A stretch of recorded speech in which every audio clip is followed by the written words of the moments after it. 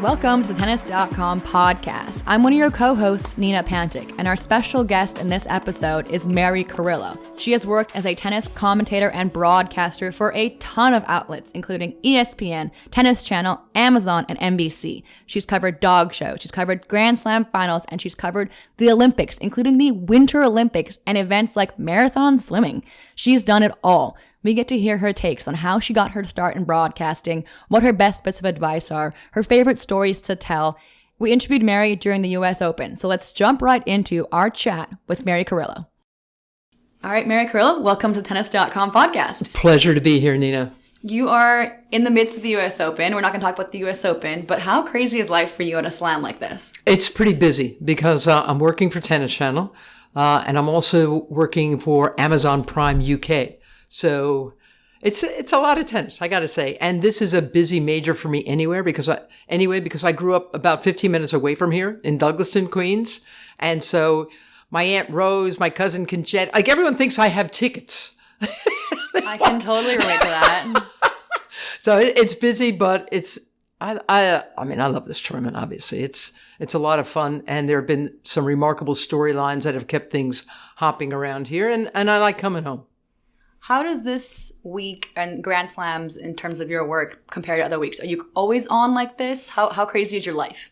My life is, I'd say it's pretty busy. I mean, I get to cover, I work for Tennis Channel. I also, as I said, I'm doing some work for Amazon Prime. I also work for NBC and I work for HBO. So I'm the morning after this US Open ends, I go out to Stamford, Connecticut to shoot stand-ups for an Olympic show that I'm working on for Tokyo next year. So yeah, it's a little busy, but I like that. I like working. I like feeling alive and I love sports, not just tennis. So, and it's good for someone like me to be busy. You don't want me to be idle, Nina. I'm telling you, it's not good. You can ask anyone I work with. How do you wear so many different hats in so many different companies? Do they come after you? Do you seek out them? I mean, this sounds like you have your hand in a lot of different networks and different sports. I've got a new gig. For the first time this December, I'm doing the Eukanuba Dog Show for Animal Planet. It'll air on New Year's Day. I love dog shows. For NBC, I started out doing the Westminster Dog Show, and then we lost that to Fox Networks, but I still do the National Dog Show and the Beverly Hills Dog Show. And I have to tell you, Nina, it's one of my favorite events of the calendar year. I love dogs. I've got 3 of them. They're all morons, but the ones that I get to talk about at the dog shows, it's magnificent. They're beautiful. They're kind. They lick you. I mean, it's a different sporting experience from anything else I cover. How do you interview the dogs? Yeah, you usually you spend more time with their owners and trainers. But I mean, if I could talk to those animals, I would. And they're just, at this point, I mean, I've been working in TV for about 40 years now. I like covering things that I love, like tennis, like the Olympics, like dogs. I like working with people that I admire and respect and get along with. It. The people I work with at Tennis Channel have become, some of my best friends. We got a good ball club, and I love, it's kind of a pleasure to spend a lot of time doing what you love. You're kind of synonymous with tennis, though. Does having the dog shows and the Olympics and all that balance you out? Because tennis every day, all year, can be so exhausting. Well, the other job I really like, I'm a correspondent on Real Sports with Brian Gumbel on HBO, and that's another one of my favorite things because, it's a monthly hour-long show, and each story is about, 14, 15 minutes long without commercials. So the stories we get to tell are layered and textured, and, it's taken me around the world covering stories for that, covering athletes, all kinds of athletes. So I do like the change up, I must say. I like downshifting, upshifting, going from sport to sport. I still like to travel. I mean, I still have an awful lot of energy. As long as I get to bed before the clock hits double digits, I'm usually okay. Yeah. I'm not a night owl. Reasonable. That's a reasonable hour. Yeah. How did you, at this point, you're known as a broadcaster, you're known as a TV presence, commentator, analyst, everything. How did you make the switch from player to this career that you're all in? It was very fortunate and kind of lucky. The year I had to quit playing, I was riding on rims. My knees were terrible. But I was at the year-end championships at Madison Square Garden just watching. I ended up doing a match late in the night. They had run out of guests. You know, this is the thing where like they were interviewing Billie Jean King and Virginia Wade. I mean, you know, and it was the last match of the night. Tracy Austin's playing Yvonne Goolagong, and there was no one else to interview. And somebody from the Women's Tennis Association said, "Oh, you know, why don't you guys interview Carillo? You know, she's around." And I started explaining to them why it's going to be a great match and why I thought that Tracy Austin was going to beat him. And I was getting all, you know, just motoring around and talking. So they decided that Madison Square Garden Network to let me call the match as well with them. I didn't even have headsets, Nina. They just put a microphone, like a Larry King microphone in front of me. And I didn't know. All I did was talk about this match, and I was totally into it. And as luck would have it, that year, 1980, I played my last match at Wimbledon, lost first round, had no idea what I was going to do. I was going to teach, and I was figuring I'd go back to school, go to college, which I've still never quite gotten to. My mother's still waiting for me to go to college. It's not looking good, Mom. Anyway, somebody had heard me, somebody on USA Network, a guy named Mark Stolberger, heard me that night at the Garden calling this match. And he asked me if I was around. USA Network was going to start showing a couple of women's matches a year. Would I be interested? And I was obviously madly available. I said, yeah, sure. So in the beginning for USA Network, I was only covering women's tennis, and it was just a couple of times a year. I went back to teaching, coaching. I'd worked for the late, great Harry Hauptman. In between knee operations, I'd done a lot of coaching. So I was going back to that, and I got this offer to do some TV, some women's tennis, and then it became men's tennis, and then it became other sports. I mean, I just kept going. I love sports. And I'm curious by nature. I want to know how things work. And so it's just started from that one match I called late one night at Madison Square Garden. I was lucky. That's an incredible way to go about it. And a great start. A great, strong start. It's so funny because so many people, I think, want to get into broadcasting, into this side of it. And I don't get them anymore, but I used to get a lot of letters from kids in college, you know, from famous broadcasting schools like Syracuse. And they would write, "Dear Miss Carillo, I want your job. And I'm a senior at Syracuse, and I'm majoring in communications. I'm minoring in English. I do a radio show, but my favorite sport is tennis. How do I get into it?" And I said, all right, first win Wimbledon. Okay. And then, because so often the people who get to have our jobs are champions, past champions. I mean, I feel lucky that I'm one of the very few people who talk about this sport on TV who's not that. My identity didn't come from there, you know. I didn't play long, and I didn't play terribly well, but I've hung around. You were ranked high. You were 31. I was ranked in the 30s. Won a mixed Grand Slam title. Champion. That's a champion. Yes, but I mean, I was never going to be that good. And now I share the air with Jim Courier and Lindsay Davenport, Martina Navratilova, and John McEnroe. I consider myself lucky, and also I work hard. I mean, I really enjoy this stuff. I think that's pretty obvious. Do you think that there's any, when you talk to these kids, these college kids, or anyone that asks you, like, how do I get into this? You really think that the majority have to be former top 10 Grand Slam champs? No, but it certainly Am I screwed, Mary? No, carry on, Nina. I'm just saying an awful lot of the time, the people you see on the air have a name value to them, right? I mean, a lot of them are like that. But I kind of slid in through the kitchen window, you know? So no, I think there's, and by the way, there's so many different platforms now. There are so many different ways that you can go about covering tennis that it just wasn't available back in my day. Honestly, when I first started doing this, I was often the only woman on the crew. I was willing to do anything for any amount of money. I mean, I was willing to hose down the trucks at the end of the day because I just wanted to, I liked it. And in fact, at the US Open, in between knee operations, I would work for the USTA here. I wanted to be in the media center. I love writing. I love writers.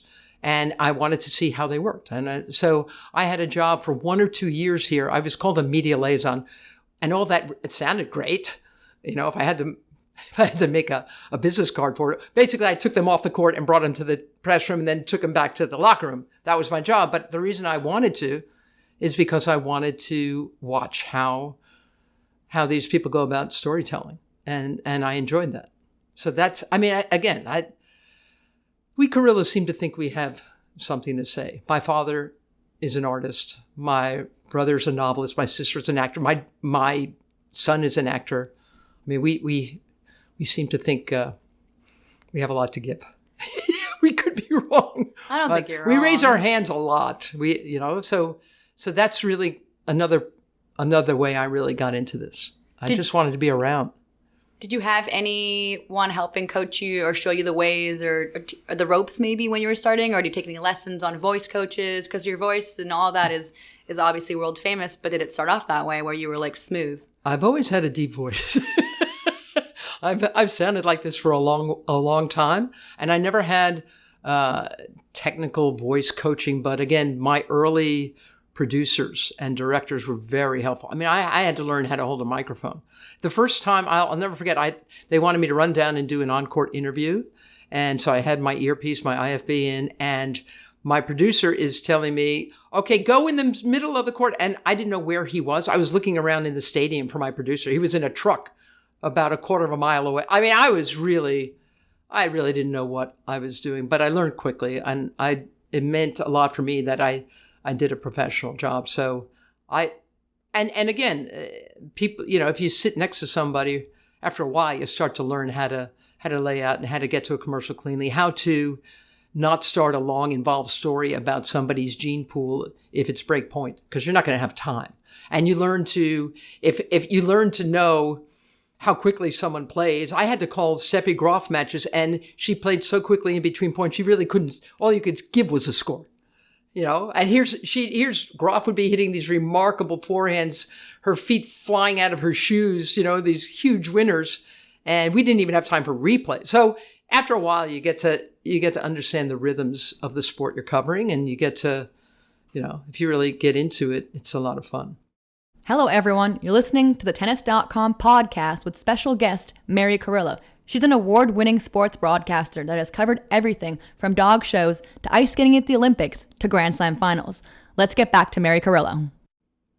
Did you get hung up on any mistakes you made early on or little things that kind of stick in your head where you're just thinking, oh, no, or not really? No, I think... Because I had a few in the Bronx. Well, yeah, but like what? What kind of stuff happened to you? Well, I wasn't prepared for one of the interviews on court. I didn't know the player that well. And when I went out there, I had my plan of what I was going to ask her, and she kind of shortchanged me. And I didn't panic, but there was a moment where I realized I kept saying kind of the same few words. I kept saying, well, how do you feel? And I felt myself saying the same sentence. And I was just like, Nina, move on from the same words. And you get to understand very quickly that the best questions are short. Yeah. Because if you ask a long question, you tend to get a very short answer. You learn how not to ask yes and no questions. All that stuff. I was doing a match with Martina Navratilova for HBO when HBO had the Wimbledon coverage I got to do that for 4 years, and for some reason I was way off my game, and I kept misstating things, misnaming things, and I said on the air, I still do it now. I'll say, "Oh God, Martina, I'm sorry, I'm hitting a lot of unforced errors," and Martina very kindly said, "Well, you're hitting some winners too." That's kind of what you have to do. You have to just keep going and figure out. There's also verbal tics that a lot of people, including me, have. There's a joke at Tennis Channel when something big happens. I don't get terribly articulate, but I'll say, "Oh boy!" So like there's a drinking joke going on in the Tennis Channel truck. Oh, there we go again. Everybody take a shot. So there's some matches. If I go 5 sets and it's a great match, that would be a lot of liquor if they were actually consuming it down in the trucks. Which they might be. No, I don't think they are. How did you get, I mean, so tennis comes to you quite naturally because you played, but how did you get to become an expert on things like winter sports and even the dog shows, kind of talking about something that you're not as familiar with seems a bit scary to me. Well, it's a bit daunting, but I'm not the expert in it. The only sport I am at all fluent in is tennis. And I don't pretend to be anything else in any other sport. Although I must say, I'm pretty good on dogs. I know my groups. I know my breeds. I'm pretty good on that only because I've always had dogs and I love them very much. But it's not my role to be an expert when I'm covering figure skating or, I've covered gymnastics. I've covered skiing.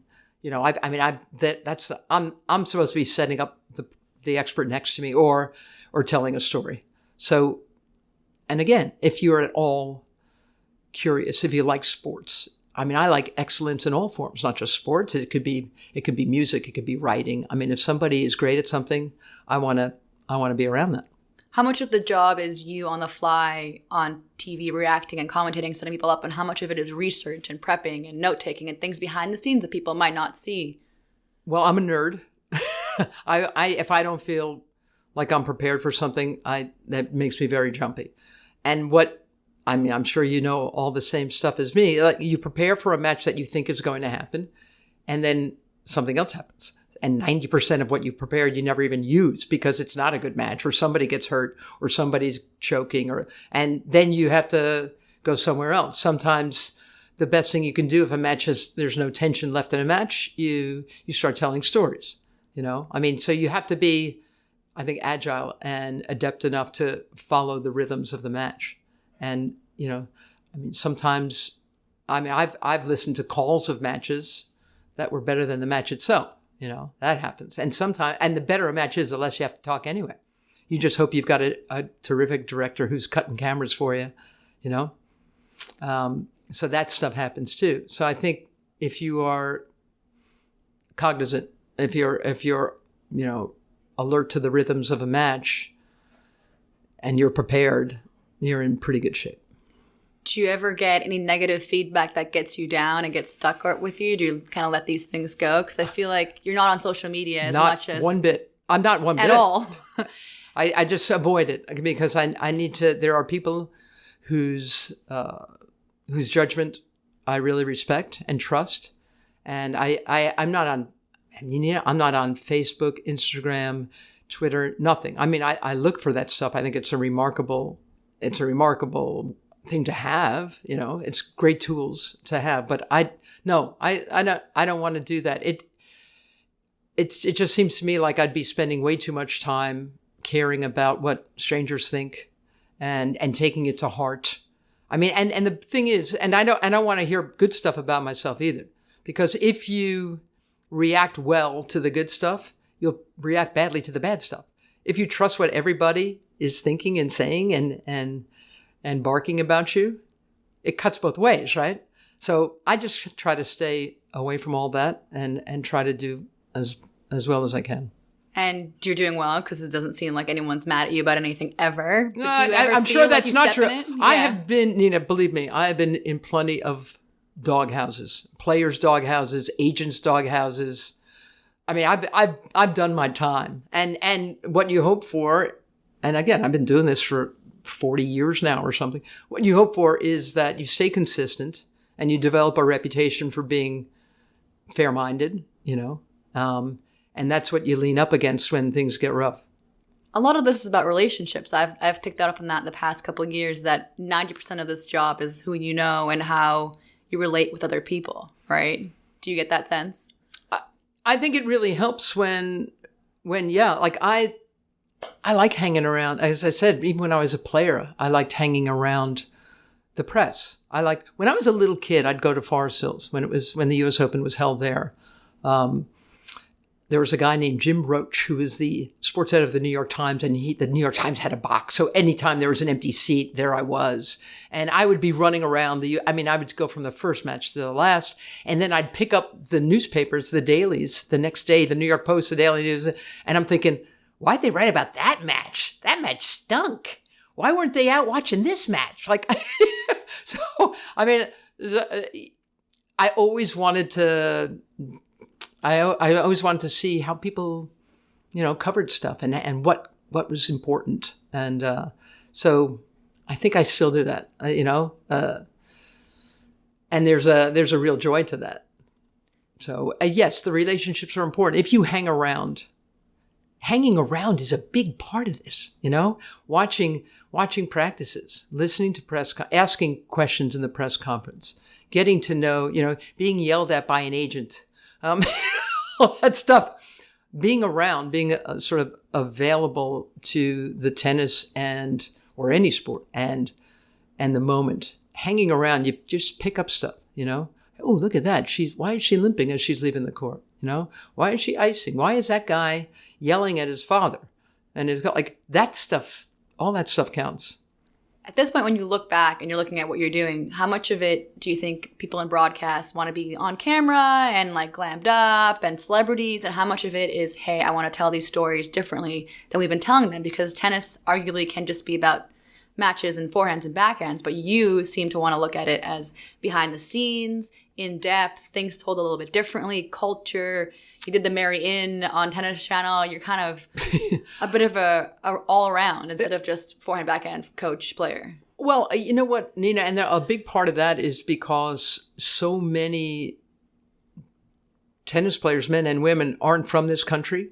So I feel like if you're a casual fan, you might not know the backstory of Novak Djokovic. You might not know what, some of these players have been through. There are so many European players, Russian players, South American players. I feel like, okay, I've got to explain to you why maybe you should cheer for this person, or why Daniil Medvedev can be booable. I kind of feel like that's a big part of the job is just to engage the viewer, and make them care one way or another about how the match is played and who wins it or loses it and why that's important. I mean, it's more than just, the measure of the match. Sometimes the more interesting thing is how these people got here in the first place and what they've been able to get past. And oh man, she's been off the tour for almost 2 years. And that's why you may not know who she is. That's the kind of stuff. The glam stuff, I drive the hair and makeup people nuts because I do drive-bys. I'll say, all right, you got 4 minutes, and they'll do like mascara on one eye and I'm running to a studio.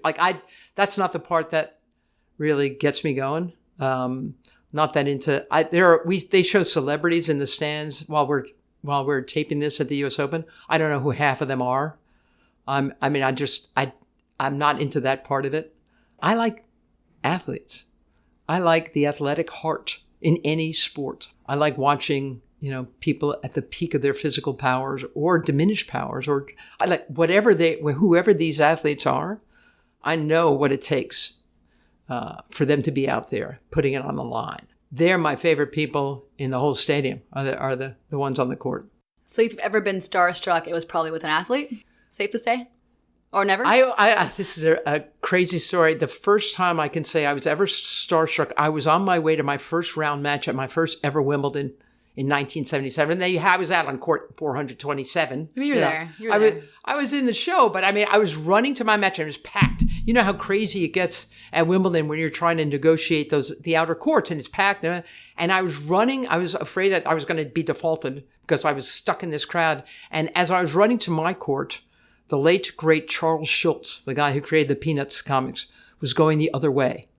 And I had to stop and tell him how magnificent a person and guy I thought he was and how much I love him. So here I am at the risk of defaulting myself out of my first ever match at Wimbledon. I stopped and shook his hand. And then I got to know him because he was a friend of Rosie Casals and Billie Jean's. And I got to play on his tennis court. That, I think, is the most starstruck I've ever been. And it almost cost me my first Wimbledon. It's a great story, though. And it has the advantage of being true. Yes. That's good, too. That's important. It's an important part of this. Hey listeners, Irina here. Today we have Mary Carillo on the Tennis.com podcast. She is one of the biggest names and one of the biggest legends in sports broadcasting. Stay listening. Do you think that tennis is doing a good job of covering these players? Do you think that we're missing something? I mean, I think I work for Tennis Channel. We're 24/7. We are on. I think coming into this year's U.S. Open, there have only been 5 days in 2019 that we weren't showing live tennis. 5 days. So, I mean, I feel like we do a pretty snappy job. And again, there's so many social platforms now. There are so many ways to follow tennis. Yeah, I think in general we are doing a good job. Does it ever bug you or does it ever hit you a little bit the wrong way when something like Medvedev getting booed, Nick Kyrgios having another bit of dramatic moments kind of takes over the stage and people miss out on some of the other people that might be doing a bit more of a, concrete good job? Right. And then getting attention for things that are a little bit wild? Or is it all fair game? I will tell you that my mother, my sainted mother, who turns 89 years old this year, loves Nick Kyrgios. And she thinks I'm too hard on him. And my son's favorite player has become Daniil Medvedev. So I understand why, showboating attracts people. And I would like to say just young people like my kid. But again, my mom is a sucker for Nick Kyrgios. So look, I get it. You know what I mean? And I often don't condone either Kyrgios or Daniil Medvedev, but I get it. And I got to tell you, I got, when Anthony came out, my boy came out to watch, Kyrgios was over on the grandstand, and it was a not before 5 match. And my kid and his girlfriend and a friend of theirs, I said, I'm warning you, get there. It was like 3:30 in the afternoon. I said, you might want to start making your way over there because it will be packed. Yeah, I was there. Oh, you were there. And I got there in the middle of the second set for Alison Risk's match because she was before. That's exactly right. And it was already standing room only. And standing among them was my son. That's so amazing. There you go. Couldn't get a seat. Could not get a seat. So what do you do with that? I mean, yeah, I get it. It's all, but then when you have somebody who is not getting the recognition he or she deserves, that's when you really want to explain to people who they are. There's been so many storylines, exactly. Like, there's so many things that get buried in players that have made quarterfinals at the U.S. Open that we may have missed. But then there was also one thing that we all went crazy for, and it was Coco Gauff. Yes. I feel like the hype around her is insane, but maybe a little bit validated. But as media, I feel like we really jump and we go crazy over something like that. How do you feel about the age eligibility thing? Where do you land on that? I think the rule makes sense. I think it's good that it's there, and I think changing it would be a bit insane. What do you think? It's very interesting. I like the age eligibility rule myself, but I work alongside Lindsay Davenport, who does not like it, never liked it, even when it was instituted, and she was still among those young players. And I think for Lindsay, except if Coco gets a wild card into the Australian Open, Lindsay's point is Coco's got nowhere to play until March of next year, and that's a long time sitting on the shelf. I like Lindsay's idea that. Again, Coco may be an outlier, but maybe you can take into account whether somebody's ranking dictates how many more tournaments they may be allowed to play. I think that kind of a solution might be a smart one. But in general, I like the age eligibility rule. I think it makes sense, though. I think it makes sense. You hit top 150, you get 2 extra tournaments. That's exactly right. And that sounds like that could be negotiated. That'll be interesting to see. Yeah, I just always have a minute where we're covering her on all of our websites and on social and videos and interviews, and I'm just like, oh my God, this kid is 15 and we're creating this buzz. Like, we're responsible for this. So is she for being great, but so are we. And I know, and you're part of the machinery of it. And yeah, I tend to hit the brakes on that before it gets too much. Honestly, Nina, the Osaka Coco moment at the net when Coco was only able to win a couple of games from the defending champion. What Naomi Osaka did to me was more memorable than anything, that she understood that moment and that she didn't want the 15-year-old to walk off the court feeling defeated and sad. I thought that was a beautiful thing from Naomi. That to me meant more than anything in that story. Mary Jo Fernandez was on court with them, and I bet she was thinking, wow, this is going to be one of those moments that I never forget. Have you had a moment like that with an interview or a live situation where things were like, can't believe that just happened?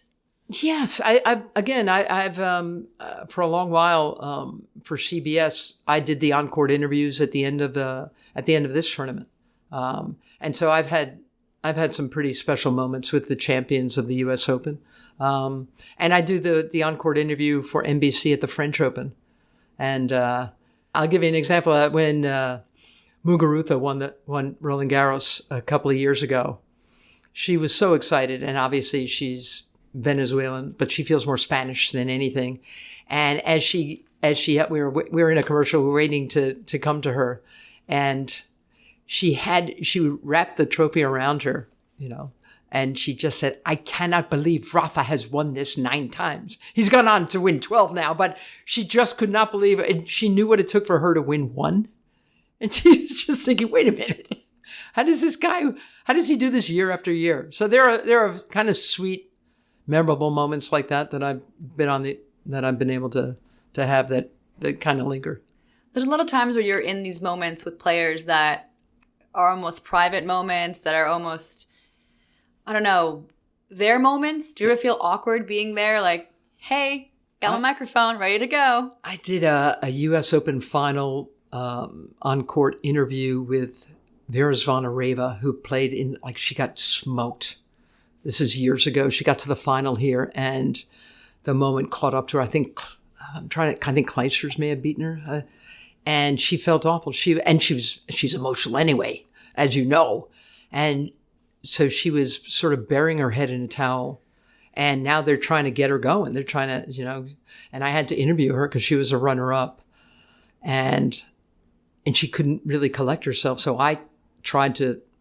And I just said to her, she was next to me, and I said, I was looking out at the grandness of this arena, and I said, boy, this is a big place. This is kind of scary, And then she smiled, and then she was able to say a few words. But yeah, I mean, sometimes there's, they're beyond words, these people, when you're trying to interview them. And for me, that's when I let them go, especially they're trying to speak and express themselves in a 3rd or 4th language.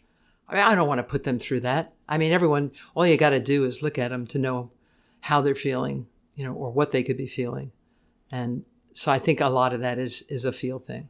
There's 2 sides, though. There's a side where you're asking questions and they give you a very structured, boring answer. And then there's a side where you're asking something that maybe you shouldn't because they're in an emotional situation. It seems like a lot of navigations of trying to get, what are you trying to accomplish when you ask them these things? You're trying to get the most out of them without it being too much. And you've got a producer in your ear saying, ask her about what happened last year. So, a lot of it is somebody telling you to say, right? There are certainly some suggestions that are coming through, and sometimes I don't take them, and then I have to have a conversation after the match.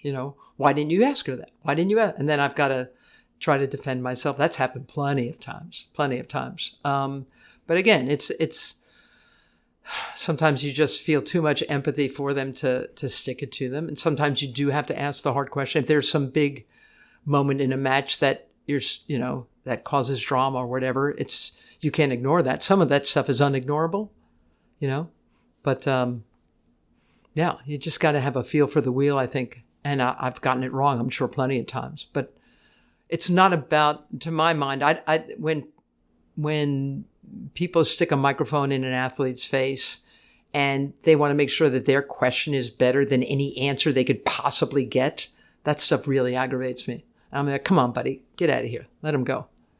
Right, because you're trying to ask the question to lay them up. It's not about you. Exactly. That's a tough one, though, because I feel like people get on camera and get behind a microphone and they want to have their moment and be the best at the questions, when it's actually about the player and their answer and opening that door. Exactly. I find that very annoying.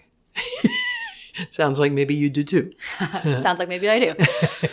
It depends. I feel like is there certain people that you look up to and you think, that person's doing a killer job and that person's telling the stories that I want to hear? Is there someone that you look up to? Because I think people look up to you a lot.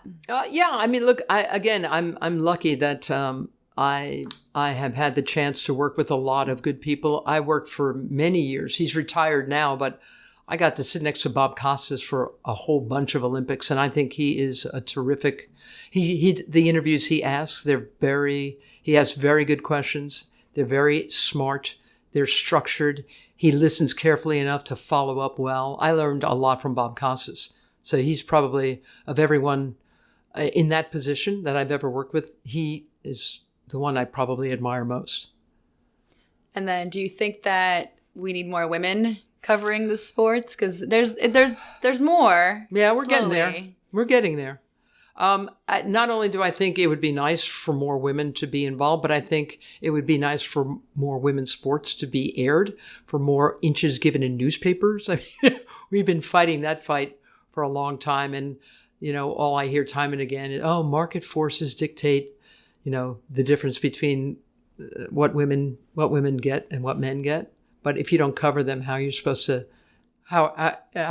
gauge how many people want to know about stuff? So look, I'm 62 years old, Nina. I've been around a long time. It's a lot better than it used to be, and it needs to get a lot better than it is. But there's been moves. So what are you excited about that you're seeing that's improving, that you're excited to see happen? Is there anything that you're amped up about things going? In terms of media coverage? In terms of media coverage, in terms of, I guess, the tennis as well, in terms of players like Coco Gauff, things that we need to be looking out for. I think we're doing better. I do. I think, again, there are so many platforms. There are so many people like me and like you, and plenty of women are covering it. Plenty of women are making their names in sports. Billie Jean King always said that until and unless team sports really get acknowledged, women's team sports, only then will we have made it. And I don't know about you, but I love the WNBA. I love women's hockey. I go crazy at the Winter Olympics for the American women and the Canadian women. I mean, I've gotten to know some of them as well. I mean, women's basketball is just insane. I love women's figure skating. Women's gymnastics, the American women, the last bunch of Olympics, they've just been ruling. So it's out there and it's getting better. And I think it's getting more acknowledged that. And the Olympics. Tokyo. You're going. You'll be all over it. I've already shot 3 features. What? I was already in Tokyo, Osaka, and Kyoto. Oh yes. Coming to an Olympics near you on NBC next summer. I've already learned how to become a sumo wrestler, a samurai warrior. And I was also there this spring for cherry blossom time in Kyoto, which was one of the prettiest. I've been to Kyoto before, but never during cherry blossom season, which only lasts a couple of days. I'm lucky. And I'm very much looking forward to Tokyo. That's the coolest thing. You get to already be part of it. You're going to be all over that event, and some people don't ever get to go to Olympic Games, and you're going to This will be my 15th. Oh my gosh. I told you, I'm elderly. Is it more than tennis? Yeah, you're going to be doing I'll be covering, I'm doing features. The first 8 days is tennis. And so obviously I'm looking forward to that and the reception that Naomi Osaka is going to get, and whether Roger Federer, who's got a huge Japanese clothing contract, he's going to be a big deal there. It'll likely be the final Olympics for the Williams sisters. Venus is hoping to get there for Rafa, for Roger, it's going to be, tennis I think is going to be a big deal in Tokyo at the Olympic Games next summer. But I also I already know I'm covering open water marathon swimming. I did it in Rio, and it's just, you try to cover that. They start on the beach. They're in swim trunks. So, and I don't know who these people are, these crazy people, and they jump into the ocean and there's no lanes. You try to keep track of that. What are you going to say? What do you say? You're like, swim, don't drown. And it takes a couple of hours, so we don't stay with it.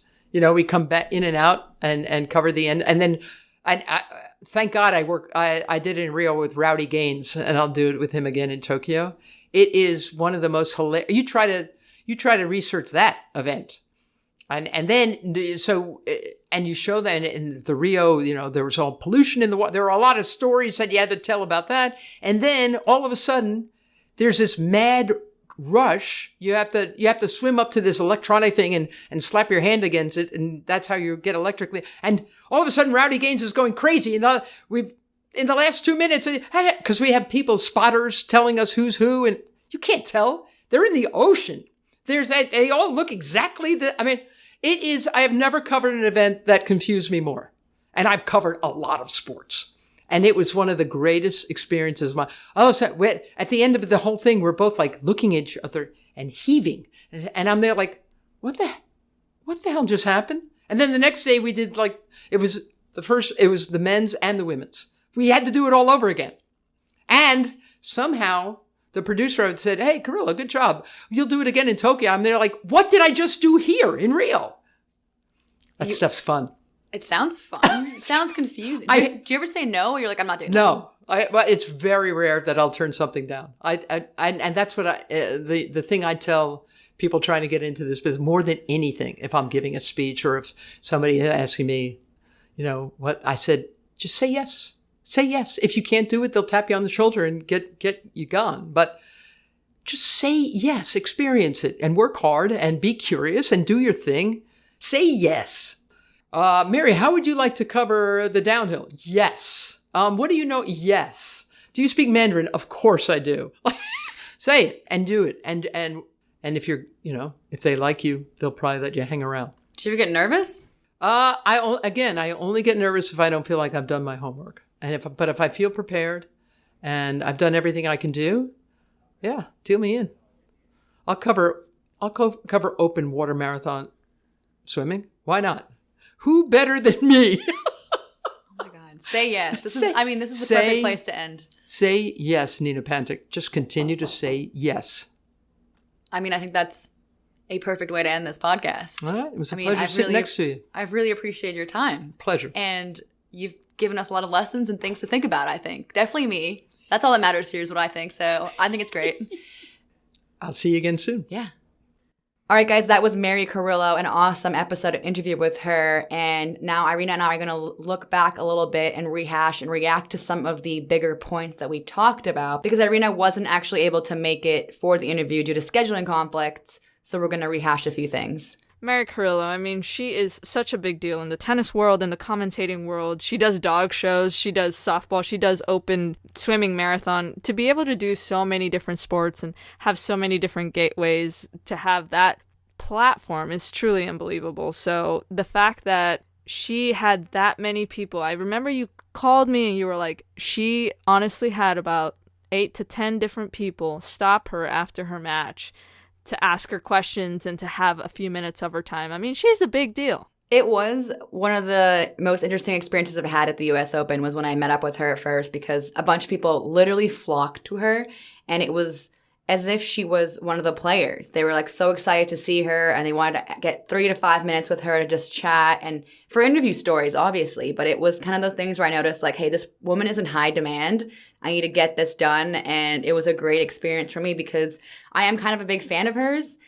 We asked her about who she's starstruck by. And kind of the reason I asked her that was because I'm a little bit starstruck by her in the coolest way possible. The fact that she's starstruck by the Peanuts cartoonist Charles Schulz was fun. I don't know who I'd pick. Irina, who would you pick? To be honest, anytime I see Federer, I'm just kind of goo goo gaga, anytime. I literally see him every single tournament, and it's every time I'll be in mid-conversation with probably someone really cool as well, and I just see him, and it's time has to stop. Whatever you're doing, you have to stop and acknowledge that it's Federer that is walking by you, walking past you, even just speaking.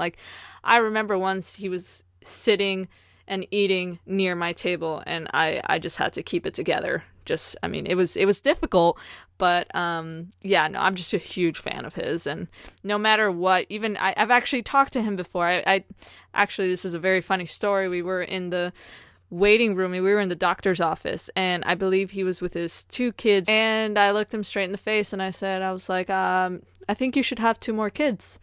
And he asked the little boys what they thought, and they didn't respond. He's like, yeah, that's what I thought too. And that was that. So that's been my only real moment with Federer, and I totally blew it. I probably shouldn't have said anything in the first place, but that's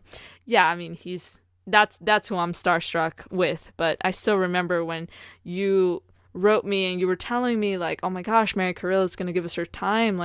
It's a big deal. I know she works Tennis Channel, and so do we, but it's a different kind of feeling. I think Roger Federer definitely has that, where he walks into a room and the atmosphere changes and you can sense that someone big is in there. And Mary Carillo kind of has that, judging from that press room experience where people were flocking to her. You get this kind of level of attraction. Maybe she doesn't want to call it fame. That's fine. She has this way of relating to anyone. She kind of comes off as young and vibrant and loud and fun, and you want to hang out and you want to talk about stuff. And we talked about a bunch of stuff, and one that stands out to me is definitely the age rule. Because when you were playing and I was playing, the rule was around, and I know we thought about it here and there in terms of scheduling, for sure, because it would have been like 15, 16, 17, but for the large part, didn't really affect us.